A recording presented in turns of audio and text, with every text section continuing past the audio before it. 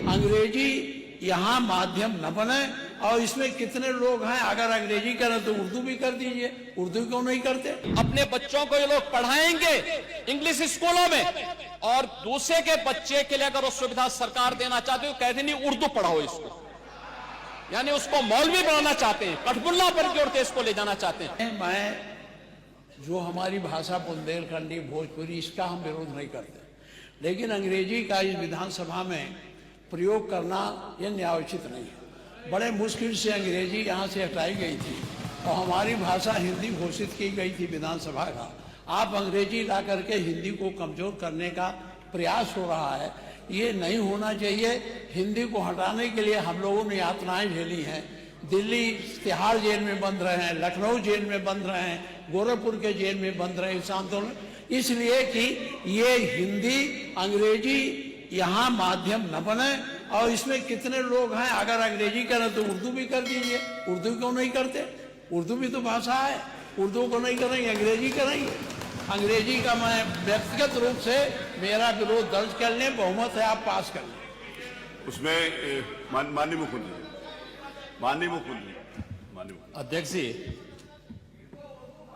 उत्तर प्रदेश के विभिन्न बोलियों को,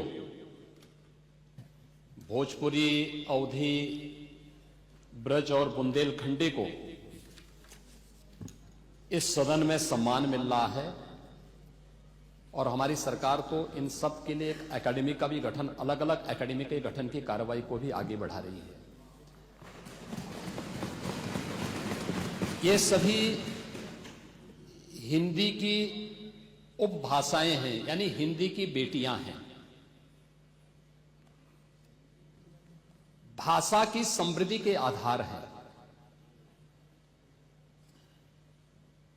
और हमें इसका स्वागत करना चाहिए। ये सदन साहित्यिक, केवल विशुद्ध साहित्यिक और व्याकरण से के विद्वानों की नहीं है,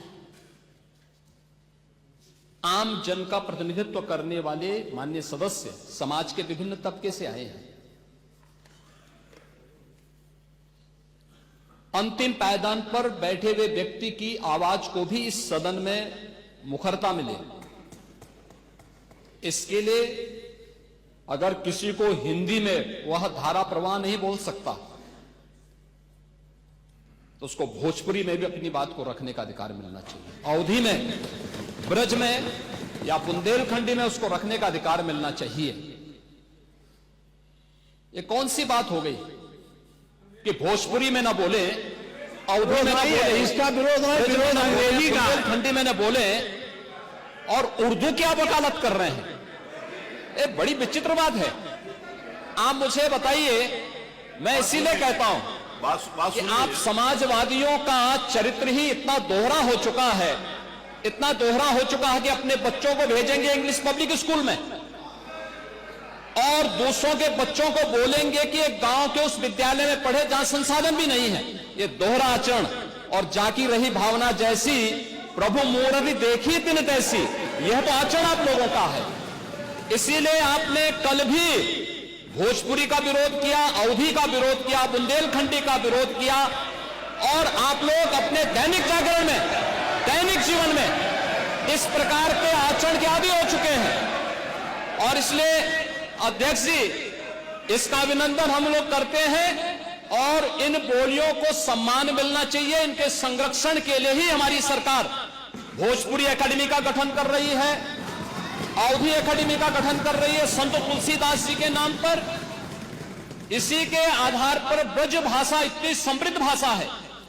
सूरदास जी ने अपनी सभी रचनाएं उसी भाषा में दी हैं। संत तुलसीदास जी ने अपनी कालजयी रचना रामचरितमानस, जो इस सदन में ही नहीं, उत्तर भारत के अंदर और भारत से प्रवासी हुए जितने भी ऐसे लोग हैं जो मॉरिशस में या दुनिया के फिजी में या दुनिया के किसी देश में गए, उनके संकट काल में रामचरितमानस ही तुलसीदास जी का अवधी भाषा में रचा गया, रामचरितमानस ही उनका सहारा बना था।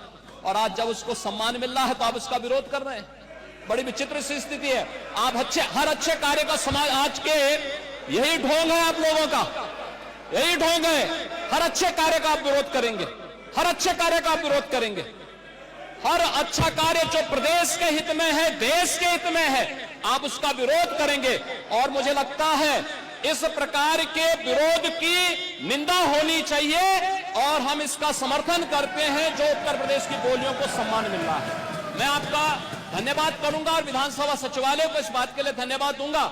कल हम लोगों ने यहां पे इसका शुभारंभ किया, समाजवादी पार्टी ने उसका विरोध किया है और मुझे लगता है कि प्रोसीडिंग का हिस्सा होना चाहिए, इनको समाज के सामने एक्सपोज करना चाहिए। अपने बच्चों को ये लोग पढ़ाएंगे इंग्लिश स्कूलों में और दूसरे के बच्चे के लिए अगर वो सुविधा सरकार देना चाहते हो, कहते नहीं उर्दू पढ़ाओ इसको, यानी उसको मौलवी बनाना चाहते हैं, कठपुल्ला पर की ओर के इसको ले जाना चाहते हैं। ये नहीं चल सकता।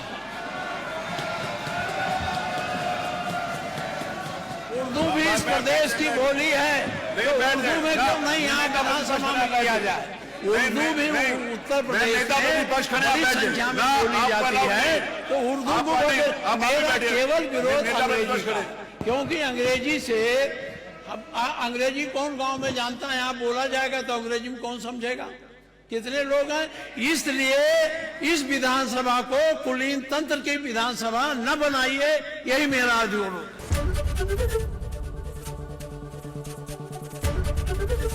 एबीपी गंगा, खबर आपकी, जुबान आपकी।